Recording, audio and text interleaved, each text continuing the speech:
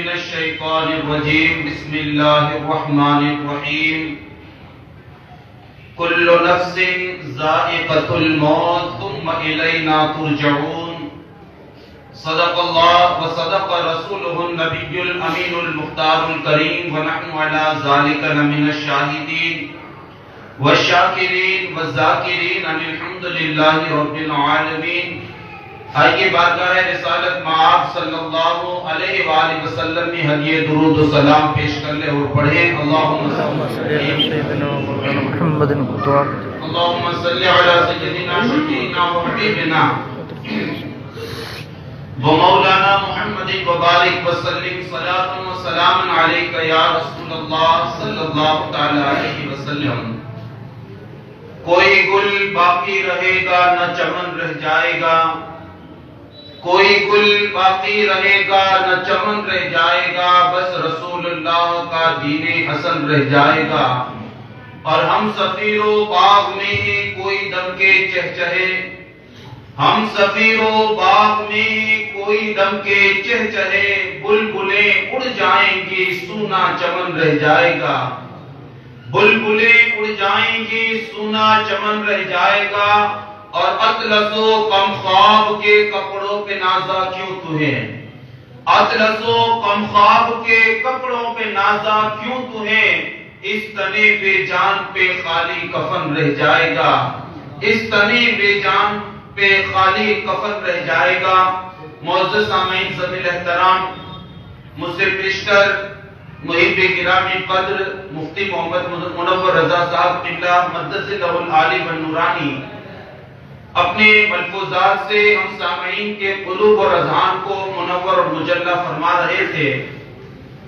آپ کو یہ بات اچھی طریقے سے معلوم ہے کہ یوں تو الحمدللہ ہر ماہ کی 14ویں شب میں بارگاہ صابر پاک رضی اللہ تعالیٰ عنہ اور بارگاہ حضور مفتی اعظم ہند علیہ رحمت و رضوان میں خراج عقیدت پیش کرنے کے غرض سے رضوی کمیٹی کی جانب سے ہر ماہ محفل پاک منعقد ہوتی ہے، لیکن آج خصوصیت کے ساتھ ہماری جماعت کے ایک بہت ہی موقر شخصیت اور انتہائی معروف شناخہ حافظ و قاری محمد ریاض الدین صاحب نور اللہ مرقدہ ہمیں اور آپ کو چھوڑ کر اس دار فانی سے دار بقا کی طرف رفتے سفر باندھ گئے، اور ان کی تعزیت کے لیے اور ایصال ثواب کے لیے یہ محفل پاک منعقد کی گئی ہے۔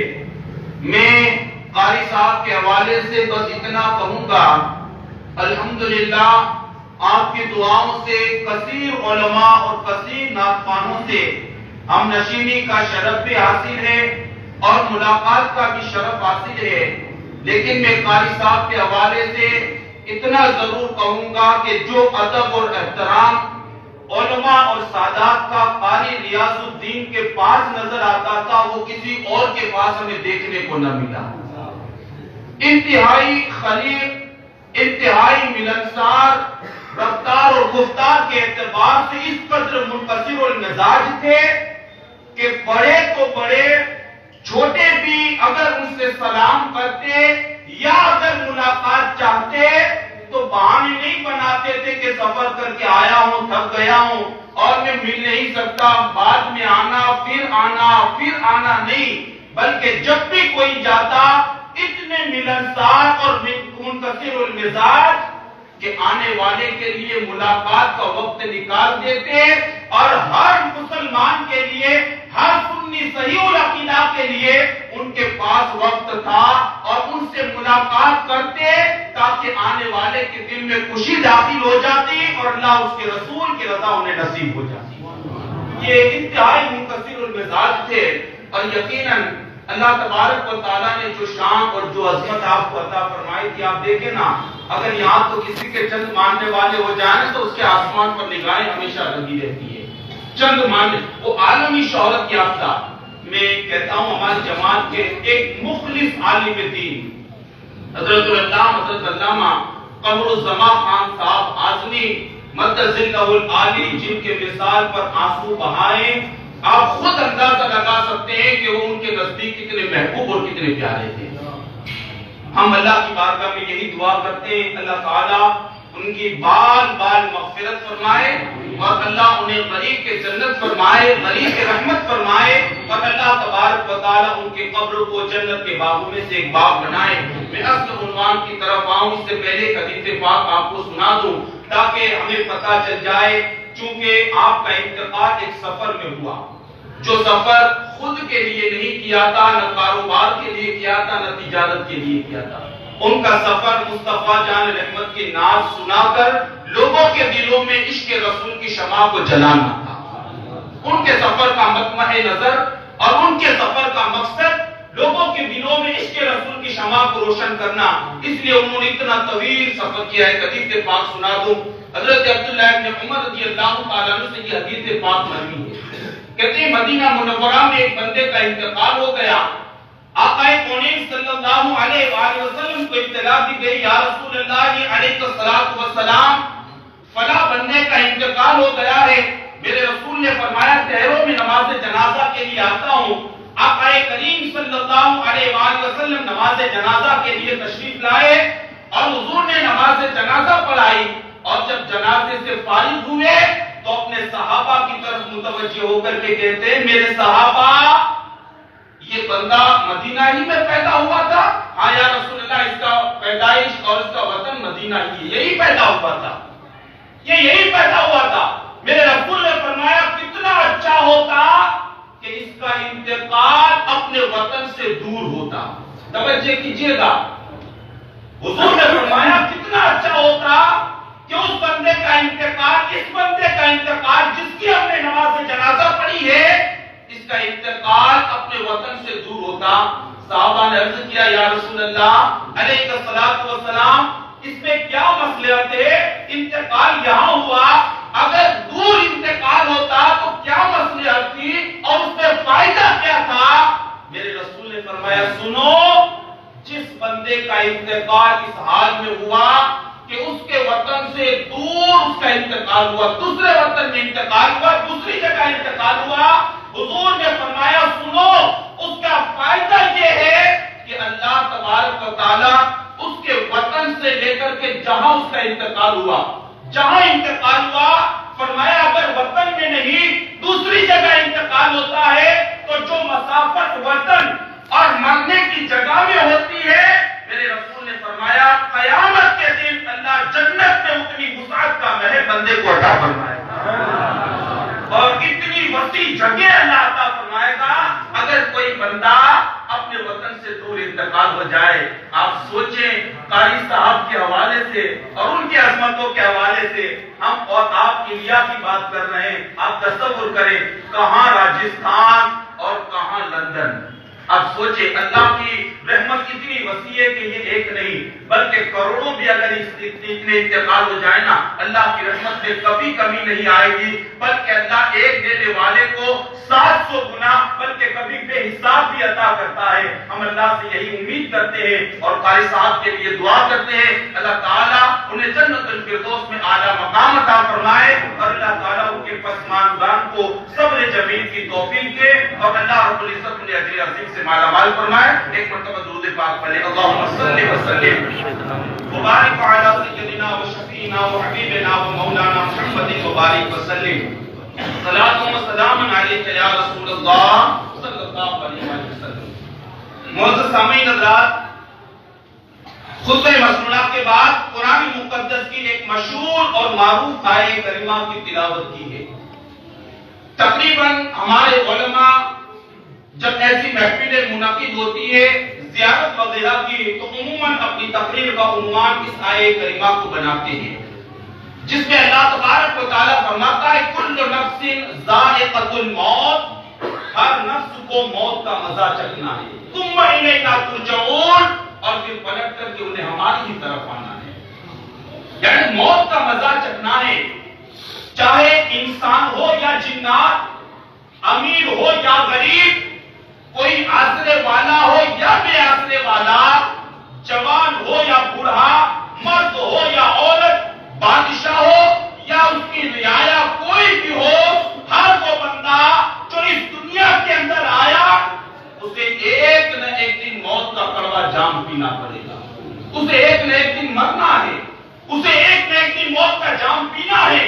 اور اس حقیقت کو میرے اللہ نے قرآن مقدس میں بار بار ذکر فرما کر حضور کی امت کو آگاہ کیا, اے حضور کے غلاموں, موت سے کبھی غافل نہ ہونا, موت سے کبھی غفلت کا مظاہرہ نہ کرنا, اس لیے کہ تم کسی بھی حالت میں رہو گے. یہ نہ سوچنا کہ ہم عالیشان محل میں قید ہو جائیں گے تو ہمیں وہاں موت نہیں آئے گی, نہیں, بلکہ میرے اللہ نے تاکید در تاکید در تاکید موت کی حقیقت کو بیان کیا تاکہ حضور کے غلام موت کی حقیقت کو پہچانے اور موت کے لیے تیاری کر کے اپنے آخرت کے جو یہ دنیا ہے اسے آباد کرنے کی وہ صحیح اور کوشش کرتے رہیں. موت کی تیاری کے حوالے سے تاکید میرے اللہ نے جگہ جگہ فرمایا. آپ دیکھیں سورہ آل عمران میں میرے اللہ نے ارشاد فرمایا کل نفس ذائقۃ الموت وانما توفون اجورکم یوم القیامہ. یہاں بھی اللہ نے موت کے حوالے سے فرمایا اے بندو غافل نہ ہونا, تم کسی حال میں بھی رہو گے, تم چاہو گے تب بھی اور نہیں چاہو گے تب بھی موت تمہارے پاس آ کر رہے گی اور موت کا کڑوا جام تمہیں پینا پڑے گا. موت سے کسی کو چھٹکارا نہیں ہے. سورہ العنکبوت دیکھیں آپ, اللہ فرماتا ہے کل نفس ذائقۃ الموت ثم الینا ترجعون. ہر ذی روح کو موت کا مزہ چکھنا ہے اور پھر پلٹ کر کے ہماری طرف جانا ہے. اسی طریقے سے آپ سورہ انبیاء میں دیکھیں اللہ فرماتا ہے کل نفس ذائقۃ الموت, ہر نفس کو موت کا مزہ چکھنا ہے, ہر ذی روح کو موت کا مزہ چکھنا ہے. نبلوکم بالشر والخیر فتنہ, یہ قرآن کہتا ہے یعنی بار بار اللہ تبارک و تعالی موت کی حقیقت سے آگاہ کرتا ہے اور ہمیں تاکید کرتا ہے بندے ہر چیز سے غافل ہونا لیکن موت سے غافل نہ ہونا. تو کسی بھی حال میں رہے گا اور کہیں بھی تو رہے گا, موت تجھے آ کر کے رہے گی اور موت کا کڑوا جام تجھے پینا پڑے گا. حقیقت کو اللہ نے قرآن میں بار بار بیان کرنا. اور یہ بھی یاد رکھ لیں کہ موت جب آتی ہے نا تو یہ نہیں دیکھتی کہ یہ عالیشان خاندان کے چشم و چراغ ہے اور اکیلا ہے اس لیے چھوڑ دیا جائے. موت جب آتی ہے تو یہ بھی نہیں دیکھتی کہ اس کے ماں باپ بوڑھے ہیں اور اس کے مرنے کے بعد ماں باپ کا کیا ہوگا, یہ بھی موت نہیں دیکھتی ہے. موت جب آتی ہے تو یہ بھی نہیں دیکھتی کہ اس کے انتقال کے بعد اس کے ورثہ کی کیفیت اور ان کے دلوں پر کیا گزرے گی, یہ بھی موت کبھی نہیں دیکھتی ہے. اذا جاء اجلهم لا يستأخرون ساعة ولا يستقدمون. میرے رب کا فیصلہ اجل ہے, جب موت کا وقت متعین ہے, جو کر دیا ہے اسی وقت موت آ کر کے رہے گی, نہ ایک لمحہ آگے آئے گی نہ ایک لمحہ پیچھے آئے گی. موت آ کر کے رہے گی. آپ دیکھیں حدیث پاک میں آتا ہے کہ مدینہ منورہ کے اندر دو بندے رہتے تھے, میاں بیوی رہتے تھے مدینہ منورہ کے اندر. آقا کریم صلی اللہ علیہ وسلم کا زمانہ ہے, میاں بیوی رہتے تھے اور اللہ تبارک و تعالیٰ نے ان کو ایک خوبصورت اور حسین جمیل لڑکا عطا فرمایا تھا. لڑکا بھی ماں باپ کا فرمانبردار اور اطاعتشار تھا. حدیث پاک میں آتا ہے اس لڑکے کی کیفیت یہ تھی کہ صبح فجر کی نماز کے لیے دونوں بوڑھے ماں باپ کو اٹھاتا اور مسجد میں لا کر کے بٹھا دیتا اور ماں باپ پورا دن مسجد میں بیٹھے رہتے اور وہ بندہ تجارت کے لیے چلا جاتا, کاروبار کرتا, محنتیں کرتا, مشقتیں کرتا تاکہ اپنے ماں باپ کی خدمت کر کے ان کی رضا کو حاصل کرے. ماں باپ کو چھوڑ دیتا مسجد میں اور پورا دن جو ہے کاروبار اور تجارت میں گزارتا. شام ہوتی وہ آتا مسجد میں اور اٹھا کر کے اپنے ماں باپ کو گھر لے جاتا, کھانا کھلاتا اور خدمت کر کے اپنی زندگی کی ساعتوں کو گزارتا. وقت گزرتا گیا. ایک دن آقا کونین صلی اللہ علیہ وسلم نے اسے نہ دیکھا. صحابہ سے فرمایا کہ وہ جوان کہاں گیا جو اپنے ماں باپ کو مسجد میں چھوڑتا, پورا دن ان کے لیے کاروبار کرتا, ان کی خدمت کرتا, شام کو اٹھا کر کے گھر لے جاتا, کہاں گیا وہ نہیں دکھتا. یا رسول اللہ اس کا تو انتقال ہو گیا. اس کا انتقال بوڑھے ماں باپ جس کا آسرا اور سہارا جوان بچہ تھا, عرض کیا گیا یا رسول اللہ اس کا تو انتقال ہو گیا. انتقال. آقا کونین صلی اللہ علیہ وآلہ وسلم نے جب سنا تو ارشاد فرماتے ہیں اگر کسی کے لیے کسی کو چھوڑا جاتا, یعنی موت اگر کسی کے لیے کسی کو چھوڑتی, موت اگر کسی کے لیے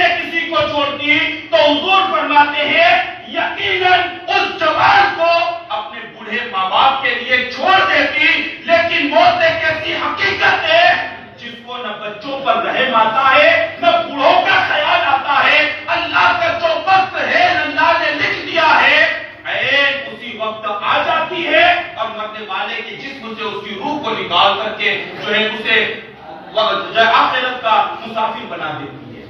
یعنی پتہ یہ چلا کہ موت کسی کے لیے کسی کو نہیں چھوڑتی، لیکن ہم ہے نا اسی موت کی سختیوں کو ہم بھول گئے، اس موت کی شدت کو ہم فراموش کر گئے، موت کی سختیوں سے ہم ناآشنا ہو گئے اور دنیا کے گورکھ دھندوں میں ہم اتنے ڈوب گئے، دنیا کے کاروبار میں ہم اتنے مگن ہو گئے، دنیا کمانے کے پیچھے اتنے مست ہو گئے، دنیا کے حصول کے لیے ہم اتنے جتن اور کوششیں کرنے لگے کہ جو سب سے زیادہ سخت اور جو ہے انتہائی دردناک چیز ہے نا موت، آج دنیا کے کاروبار میں ہم اسی موت کی حقیقت کو بھول چکے ہیں. آج دیکھیں نا لوگ کہتے ہیں یار بہت گناہ ہو رہے ہیں، سماج میں اتنی کثرت سے برائیاں پھر کیوں؟ اصل وجہ یہ ہے کہ ہمارے ذہن سے موت کا تصور نکل گیا. جس دن ہمارے ذہن و دماغ میں موت کا تصور آئے گا نا، اس دن یاد رکھنا گناہوں کا بازار سرد پڑ جائے گا، ہر طرف نیکیوں کا دور دورہ ہو جائے گا. جس دن لوگوں کو پتہ چل جائے موت کی حقیقت اور اس کی سختی کتنی ہے، اس وقت بندہ سارے گناہوں کو چھوڑ کر اللہ تبارک و تعالیٰ کی اطاعت و فرمانبرداری کے اندر چل جائے گا. موت کی حقیقت کیا، اس کی سختی کا عالم کیا؟ ہمارے علماء فرماتے ہیں اگر کسی بندے کو تلوار سے ٹکڑے ٹکڑے کر دیا جائے، یا زندہ اس کے جسم سے کھال کو نکال لیا جائے، یا اس بندے پر دیوار کو گرا دیا جائے، یا اس کے اعضاء کے ٹکڑے ٹکڑے کر دیے جائے، فرماتے کہ ایسا کرنے سے بندے کو جو تکلیف پہنچتی ہے نا، ایسا کرنے سے بندے کو علماء فرماتے موت کی سختی اس سے بھی بڑھ کر کے ہے. ہمیں تو یار مچھر ڈنک مار لیتا ہے، چیخیں نکل جاتی ہے، چلتے چلتے ٹھوکر لگ جائے، پیٹ سے خون نکل جائے، آہ نکل جاتی ہے. ہمارے جسم کی کمزوری کا عالم تو یہ ہے، لیکن اتنے بڑے بڑے گناہ کر کے اللہ کے عذاب کو دعوت دے رہے ہیں، اور آج ہم موت سے غافل ہو کر کے اپنی زندگی کی ساعتوں کو گزارے. موت کیا ہے؟ حضرت خطیب بغدادی اپنی کتاب میں لکھتے ہیں موت کی حقیقت کے حوالے سے، کہ موت کے حوالے سے لکھتے ہیں کہ مرنے والا موت کی سختی اور اس کی شدت کو کیسے محسوس کرتا ہے. کہتے ہیں ملک الموت کا ہاتھ لگنا ہے نا، جسم میں ہاتھ لگنا ملک الموت کا، کہتے ہیں اگر کوئی 1000 وار تلوار کے کرے اتنی تکلیف نہیں ہوتی، فرمایا ملک الموت کے ہاتھ کے لگنے سے اس سے زیادہ بندے کو تکلیف پہنچتی ہے.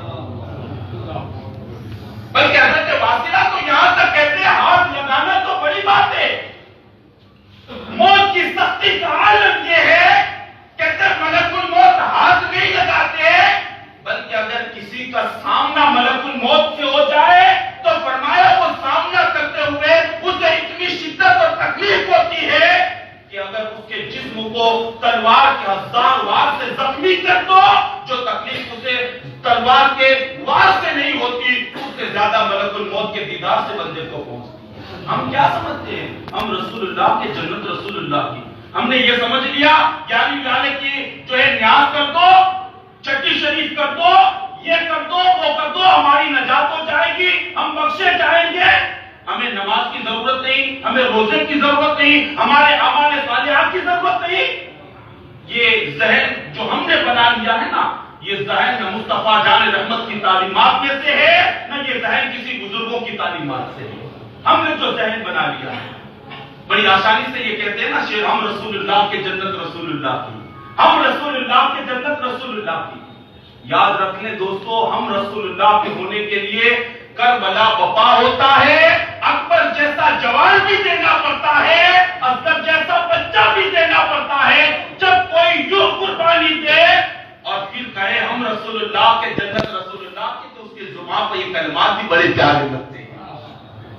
اس کی زبان پر یہ ہمیں تو یاد اذان ہو رہی ہوتی ہے، دوستوں کے لیے ہمارے پاس وقت ہے، مہمانوں کے لیے ہمارے پاس وقت ہے، مسجد سے مؤذن حی علی الصلاۃ حی علی الفلاح کی صدا بلند کرتا ہے. بندہ کہتا ہے کیا کرے مولانا، وقت ہی نہیں ملتا ہے، کاروبار سے فرصت نہیں ملتی. نادان تو وقت کو کیوں دوست دے رہا ہے اور کاروبار کو کیوں بدنام کر رہا ہے. حقیقت یہ ہے کہ تو اس لائق ہے ہی نہیں کہ رب تجھے اپنے روبرو کھڑا کرے. حقیقت یہ ہے بندہ اس لائق ہے ہی نہیں کہ اللہ تبارک و تعالیٰ اسے اپنے سامنے کھڑا کرے. بہرکیف کو عزیزان ملت اسلامیہ، آج ہم موت کی سختی کو بھول گئے. میں آپ کو بتاؤں حضرت موسیٰ علیہ السلام کی زندگی کو اٹھاؤ پڑھو. کون موسیٰ؟ جس کے لیے عصا مار دینا اللہ اور پانی کے چشمے جاری فرما دیتا ہے. حضرت موسیٰ علیہ السلام وہ ہے جس کے لیے اللہ کوہ طور پر تجلی فرماتا ہے. موسیٰ وہ ہے جنہیں کلیم اللہ، اللہ سے کلام کرنے والا کہا جاتا ہے، وہ موسیٰ علیہ السلام. آقا کونین فرماتے جب ان کا انتقال ہو گیا نا، وصال فرما گئے، ظاہری دنیا سے پردہ فرما گئے، تو اللہ تبارک و تعالیٰ نے موسیٰ علیہ السلام سے کہا موسیٰ کیف وجدت الموت، تو نے موت کو کیسا پایا؟ کس سے؟ کسی مدرسے کے شیخ الحدیث کی بات نہیں کرتا، نہ وقت کے پیر کی بات کرتا ہوں، نہ کسی مسجد کے امام کی. میں اس موسیٰ کی بات کرتا ہوں جس سے اللہ کلام فرماتا ہے. کیف وجدت الموت، اے موسیٰ موت کو کیسا پایا تم نے؟ عرض کرتے ہیں باری تعالیٰ موت کی حقیقت کو پوچھتا ہے تو سن. یوں لگا جیسے کسی نے لوہے کی ساخ اور ایسی ساخ کے جس کے اوپر جو ہے دھاریں نکلی ہوئی ہو، ایسی ساخ کہ جس کے اوپر دھاریں نکلی ہو.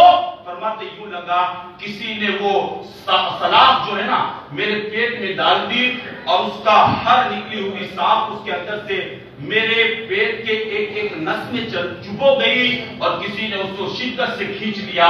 کہتے ہیں باری تعالیٰ جتنی تکلیف اس وقت بندے کو ہوتی نا، اس سے زیادہ میں نے موت کی سختی کو محسوس کیا ہے، اس سے زیادہ.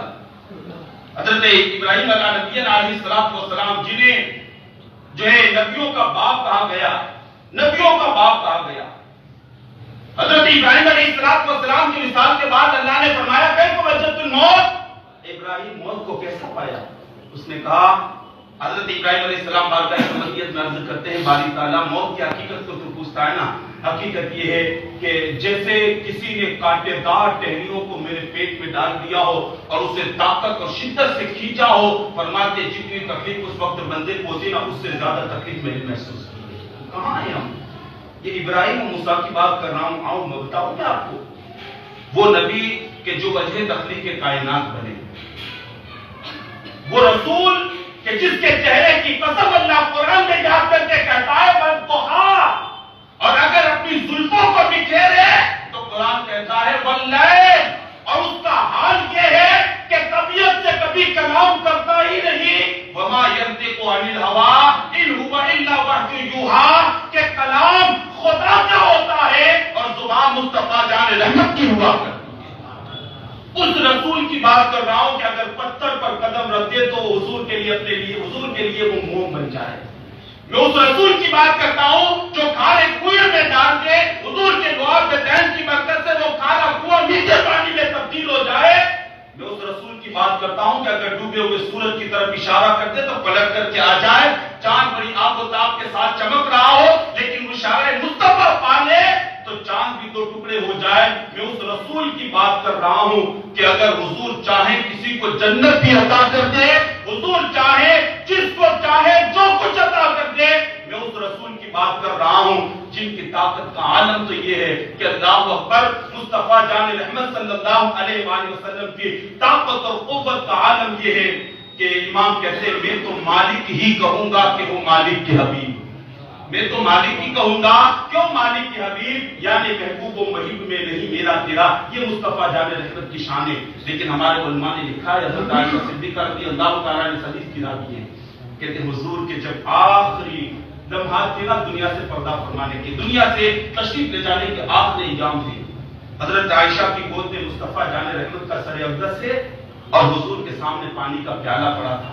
آقا کونین اپنے دونوں ہاتھوں کو پانی میں ڈالتے، چہرے پر ملتے اور دعا کرتے اللہم اعنی بسکرات الموت، اے اللہ موت کی سختی کو تو مجھ پر آسان فرما، میری مدد فرما، تو میری مدد فرما. اللہم اعنی بسکرات الموت، موت کی سختی میں تو میری مدد فرما. ہم کہاں ہیں اور کس سوچ میں ہیں؟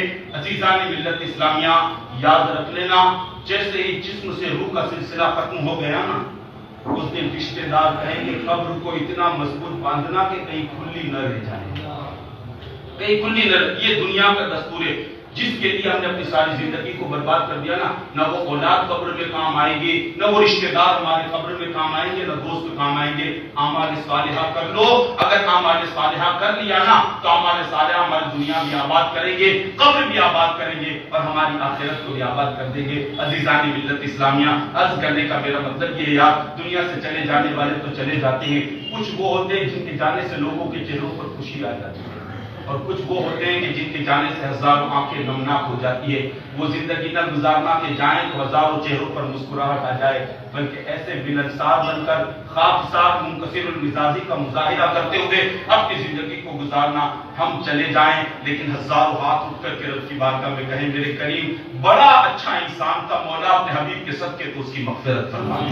بس ایسے انسان بن کر کے جاؤ. یہ اسلام کی تعلیم ہے، یہی آقا کونین صلی اللہ علیہ وآلہ وسلم کی زندگی سے ہمیں سبق ملتا ہے. دوران گفتگو کوئی غلطی ہو اللہ اسے معاف فرمائے. استغفر اللہ ربی من کل ذنب واتوب الیہ. السلام علیکم ورحمۃ اللہ وبرکاتہ. صلاۃ السلام. اچھا کل شریف